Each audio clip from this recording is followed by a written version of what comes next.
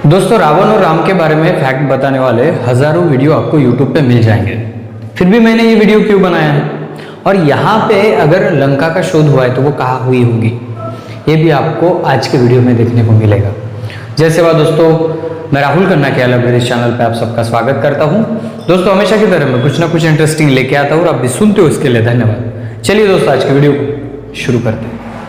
दोस्तों, किसी भी पुराण को खोजना हो, किसी भी ग्रंथ के नींव तक जाना हो यानी डेप्थ तक जाना हो, तो हमें इसके कुछ पुरातात्विक आधार पर चलना पड़ता है। ऐसा नहीं है कि कई वेदों में लिखा है, किसी वीडियो में बता दिया और हमने वही मान लिया। बिल्कुल, इतिहास अगर खोजना हो तो इतिहासकार क्या कहते हैं, क्या करते हैं, वो ये करते हैं कि उस काल का अनुमान पहले लगाया जाता है और फिर वहाँ पे क्या हुआ होगा उनके पत्र व्यवहार से ये सभी बातें सामने आ सकती है। दोस्तों, ये बात बिल्कुल वैसी है जैसे कि आपको समझ में आए, ऐसे मैं आपको बताऊंगा। एक इतिहासकार है जो फ्लुएंट संस्कृत बोलते थे। जी हाँ दोस्तों, मैं बात कर रहा हूँ तिरुमल वेंकटेश आत्राम सर की, जिनका किताब मेरे हाथ में है। उसका नाम है गोंडी संस्कृति के संदर्भ। जी हाँ दोस्तों, वो किताब मराठी में है, लेकिन उन्होंने जब वहाँ पे एक चैप्टर लिखा और उन्होंने बताया कि उनके जो अभ्यास में उनके लाइफ के 15 से 20 साल तक चले गए और उन्होंने इस बात को बहुत बड़े दावे के साथ यहाँ पे कही है। वेंकटेश आत्राम सर जितने फ्लुएंट गोंडी और जितने फ्लुएंट मराठी बोल लेते थे, उतने फ्लुएंट हिंदी और उससे भी अच्छी फ्लुएंट संस्कृत बोल लेते थे। जी हाँ दोस्तों, संस्कृत के गाढ़े अभ्यासक थे और उन्होंने इसी वजह से सभी श्लोकों को पढ़ा जो पुराणों में लिखे हुए होते हैं। उन श्लोकों को पढ़ के उनको ये बात नजर आई कि जो राक्षस, दस्यु, दानव, ये जो बातें कही जाती है, ये किसको कही जाती है। और फिर इनके लाइट में आया कि ये यहाँ के मूल निवासी, मूलवंशी लोगों को कहा जाता है। और फिर इसी मार्ग में उन्होंने रिसर्च किया और बात यहाँ तक आई कि उन्होंने यहाँ की लंका भी खोज निकाली है। जी हाँ दोस्तों, तो हम इसी बात को लेकर चलेंगे।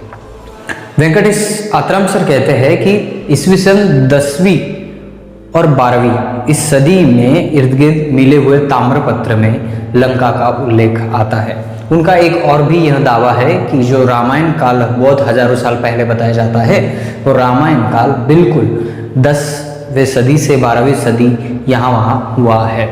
इसको ज़्यादा नहीं लेंगे क्योंकि लिखने की संस्कृत पूर्ण समृद्ध हो गई थी इसी काल में, जिस काल में इस ग्रंथों को रचा गया। और वो कहते हैं कि इसी काल में राजा रावेन, गोंड राजा की लंका भी यहीं पे थी। अभी दोस्तों, आप कहेंगे कि ये बातें तो आप किताब से पढ़कर मुझे बता रहे हो। बिल्कुल नहीं, आपको इस बारे में भी सर्च करना है। ऐसा नहीं है कि राहुल खन्ना ने आपको बता दिया और आपने सुन लिया।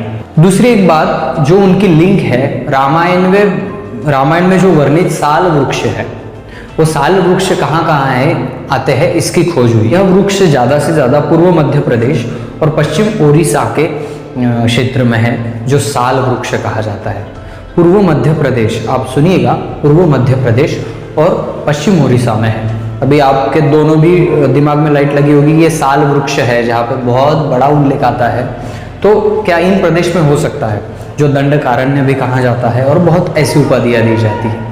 तीसरी लिंक यह बैठती है कि किसी भी प्रदेश को एक देश चुना जाए या चुनना हो तो हम उनके पुरातात्विक विभागों को या सबूतों को तो देखते ही हैं। इसके बाद हमें ये भी नजर आता है कि दास, दस्यु, पिशाच, वानर, असुर, राक्षस ऐसे नाम देने वालों की मुख्य भूमि मध्य प्रदेश की अमरकंटक भूमि है। और इसी से यह उन्होंने तर्क लगाया कि अगर यहाँ पे राक्षसों की भूमि थी तो फिर यहाँ पे लंका होना जरूरी है।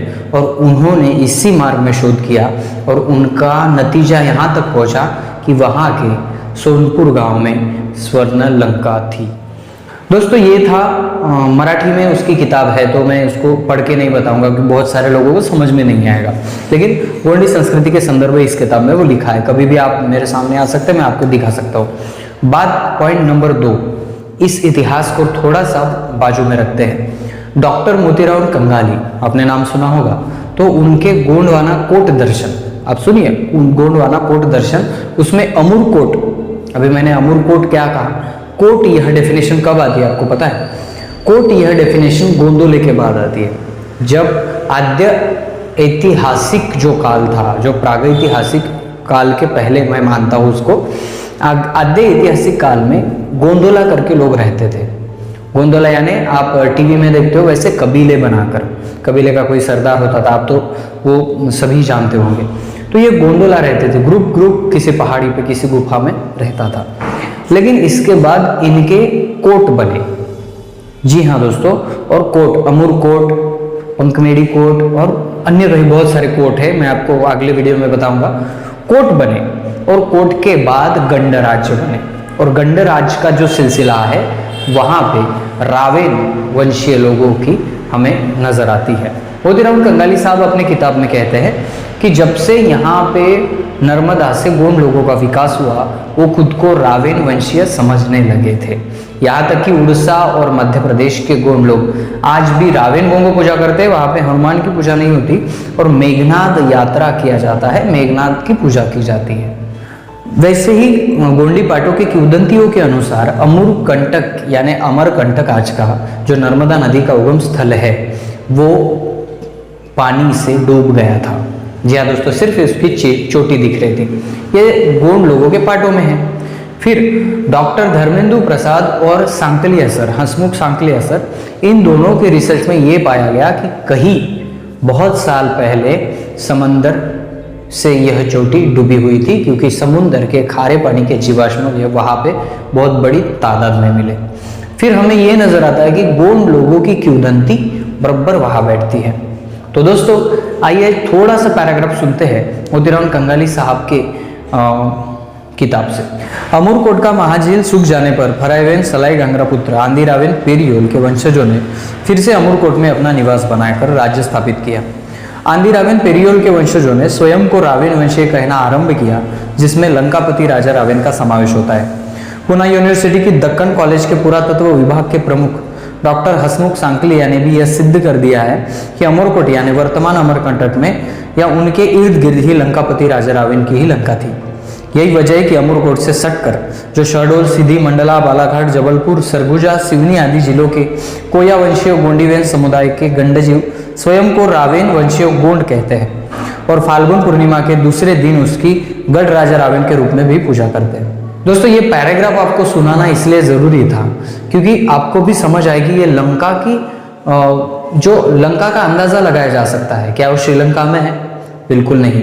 गोंड राजा रावेन की लंका जो स्वर्ण लंका कहा जाता है वो अमरकोट के इर्द गिर्द है और यही स्थल एक ही इतिहासकार ने नहीं तो बहुत सारे इतिहासकारों ने यहाँ पे दावा किया है। और वेंकटेश आत्राम सर, डॉक्टर मोतीराम कंगाली, हसमुख सांकलिया, धर्मेंदु प्रसाद, यह वो लोग हैं जिनको जेन्युइन इतिहास इन्होंने खोज के निकाला।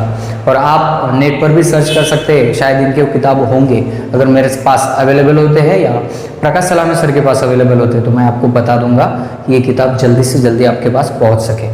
और दोस्तों पहली बात मैं आपको बता दूँ कि यहाँ पे जो लंका की खोज है, बहुत सारी किताब है, मैं उसकी लिस्ट भी आपके स्क्रीन पर डाल दूंगा। उन किताबों में से कुछ भी किताब लेके पढ़िए, आपके डाउट क्लियर हो जाएंगे कि यहाँ के मूल निवासी राजाओं को विलन बना के उनके लंका को ध्वस्त करना और ये शौर्यपूर्ण दिखाना ये पहले से चलता आ रहा है। सिर्फ आज हमें अपने दृष्टिकोण को थोड़ा सा चेंज करके इसको देखना है। तो दोस्तों रावण की लंका यही कहीं नहीं थी या श्रीलंका में नहीं थी, तो मध्य प्रदेश के अमरकंटक के इर्द गिर्द है।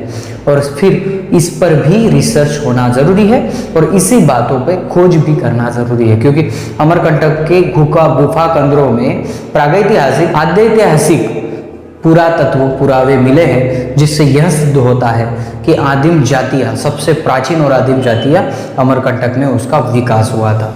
तो दोस्तों बहुत बड़ा इतिहास है, सिर्फ हमें इसको पॉइंट टू पॉइंट खोदना है और लोगों को बताना है और ये भी करना है कि यहाँ पे और रिसर्च हो और कुछ बातें हमारे सामने आ सके। दोस्तों वीडियो अगर पसंद आए तो लाइक, शेयर, कमेंट कर देना। अगर चैनल को सपोर्ट करना है तो दिए गए नंबर पे गूगल पे या पेटीएम कर सकते हो। मिलते हैं अगले वीडियो अगले टॉपिक के साथ, तब तक के लिए जय सेवा, जय जोहार, जय आदिवासी, जय गोंडवाना, जय हिंद।